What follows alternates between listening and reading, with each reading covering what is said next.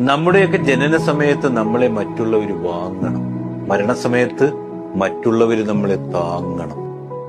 ഇനിയും ശ്വസിക്കാമെന്ന വ്യാമോഹത്താൽ അവസാനമായി എടുത്ത ശ്വാസം വായിലേക്ക് ഒതുക്കുമ്പോൾ ജീവിതം നിസ്സഹായമായി പോകുന്ന നിമിഷമാണെന്നേ അത്. ഒരു നിമിഷത്തെ ഞെട്ടൽ, ഒരു മണിക്കൂറിലെ ആശങ്ക, ഒരു ദിവസത്തെ ദുഃഖം, ഒരു വർഷത്തെ ആചാരം, ഒടുവിൽ മറവിയിലേക്കുള്ള മടക്കം. അത്രയുള്ളന്നേ. കേൾവി ശക്തി ഉണ്ടായിരുന്നെങ്കിൽ ജീവിച്ചിരിക്കുമ്പോൾ ആരും പറയാത്ത കുറെ നല്ല കാര്യങ്ങൾ മരിച്ചു കഴിയുമ്പോൾ നമുക്ക് കേൾക്കാമായിരുന്നു. മരണങ്ങളൊക്കെ പലപ്പോഴും പ്രതികാരങ്ങളാണ്. ജനിച്ചപ്പോ നോക്കി ചിരിച്ചവരെ അവസാനം കരയിച്ചുകൊണ്ടുള്ള പ്രതികാരം. എത്ര പിടിച്ചു വെക്കാൻ ശ്രമിച്ചാലും നമുക്ക് നഷ്ടപ്പെടുന്ന ചിലതുണ്ട്.